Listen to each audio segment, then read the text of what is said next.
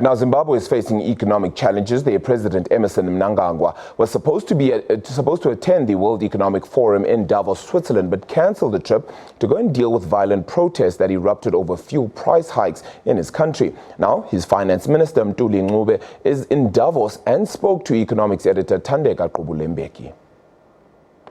We're interested in having an involved discussion about the possible solutions to the economic crisis that grips your country. We'll be talking monetary policy, we'll be talking macroeconomic policy, and what is in the mind of the administration about how to stabilize the economy.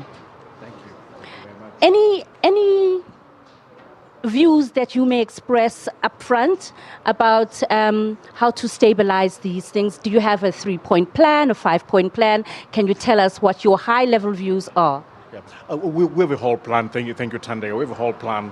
It's called the Transitional Stabilization Program. And there I note the word stabilization. But you know what? When you're coming from a position of disequilibrium, when things have been in decay for the past 20 years, literally since 2000, then stabilization may actually cause some turbulence, and that's what is going on in a way on the economic front.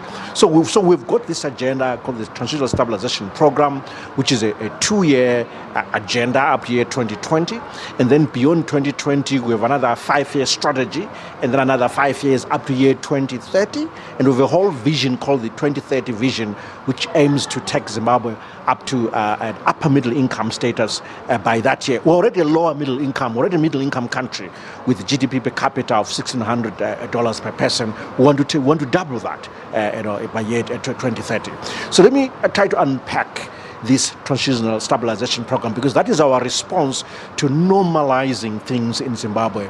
Can you tell me if the stabilization program has austerity at its very root? Because imposing austerity where there already is economic crisis, in recent economic history, it shows us that you can almost expect pushback and turbulence and more suffering on a people who have already suffered quite a lot. Let me explain.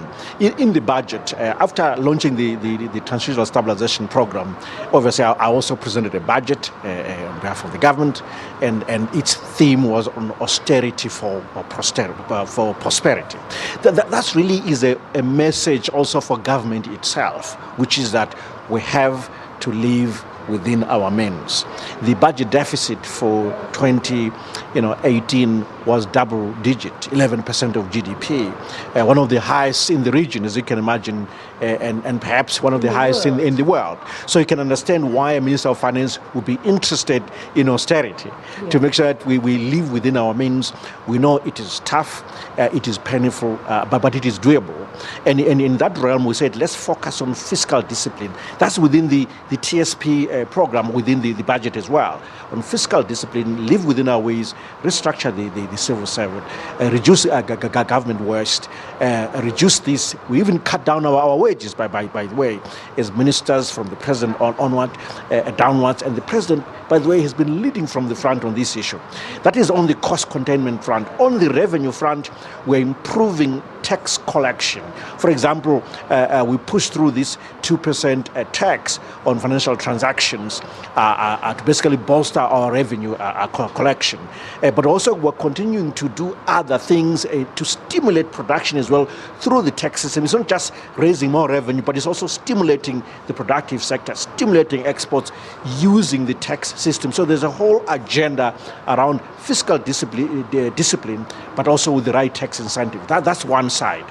We'll also say that we want to re-engage the international community and pay off what Zimbabwe owes to the international community. We owe the African Development Bank, we owe the World Bank, and the total is basically just over $2 billion.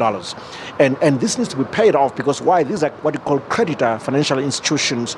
The arrears with these institutions have meant that we've lost so many credit lines for our banking sector in Zimbabwe. Right now, banks cannot easily access credits from outside without the support of the central bank and treasury giving guarantees and so forth. Then we have to structure around minerals. So that is another pillar. And fourth, there's the structural issues within Zimbabwe, improving the environment for doing business. basically we've removed the indigenization law. You remember the indigenization law? do. So we dealt with that. So you except defined for it the as a barrier to business and absolutely. investment, and so you've done away with it. We've done away with it, except for the diamond sector. We are privatizing. Yes. I can give you a list of privatization opportunities in Zimbabwe.